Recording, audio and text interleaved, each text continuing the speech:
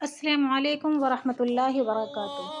ناظرین، اکثر لوگ وطر کے حوالے سے کنفیوز رہتے ہیں کیونکہ اس میں ائمہ کا اختلاف ہے۔ آئیے اس کو حدیث کی روشنی میں جان لیتے ہیں۔ ناظرین، نماز وطر بہت اہم اور فضیلت والی عبادت ہے۔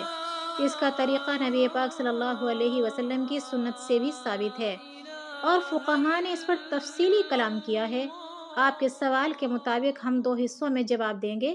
نمبر 1، نبی پاک صلی اللہ علیہ وسلم سے ثابت وطر کا طریقہ احادیث کی روشنی میں۔ نمبر 2، فقہاء اکرام کا تفصیلی موقف حنفی، شافعی، مالکی، حنبلی۔ نمبر 1، نبی پاک صلی اللہ علیہ وسلم سے وطر کا طریقہ احادیث کی روشنی میں۔ وطر کا مطلب اکیلا یا طاق، یعنی 1، 3، 5 طاق رکعتوں میں نماز پڑھی جاتی ہے، اس کو وطر کہا جاتا ہے۔ نبی پاک صلی اللہ علیہ وسلم کے وطر کا معمول۔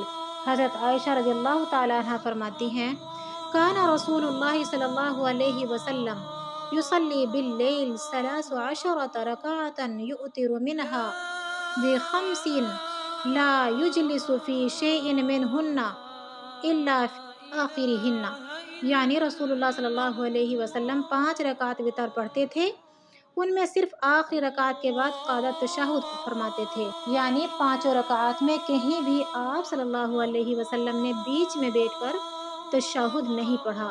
پھر سے سن لیجئے، رسول اللہ صلی اللہ علیہ وسلم 5 رکعت وطر پڑھتے تھے، ان میں صرف آخری رکعت کے بعد قعدۃ تشہد فرماتے تھے۔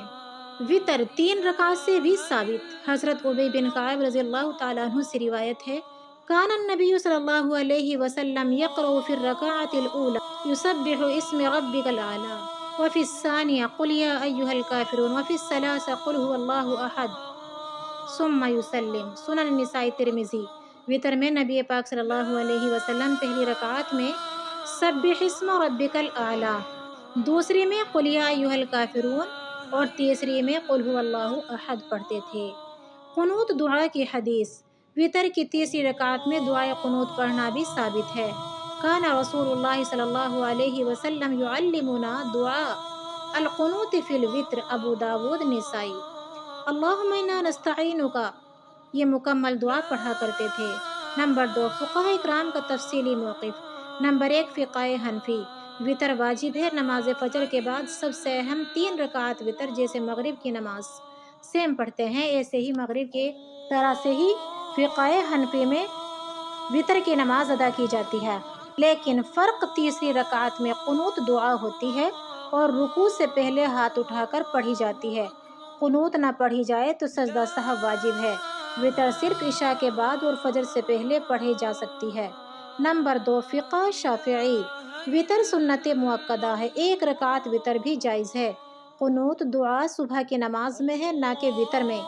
شافعی عمل، 3 رکعت وطر ایسے پڑھی جا سکتی ہے کہ 2 رکعت پڑھ کر سلام، پھر 1 الگ رکعت پڑھ لے۔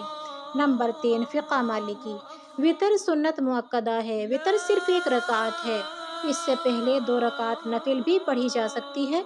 قنوت دعا صرف خاص مواقع، مصیبت وغیرہ پر پڑھی جاتی ہے۔ نمبر 4، فقہ حنبلی، وطر سنت مؤکدہ ہے، 1، 3، 5 سب صورتیں جائز ہیں۔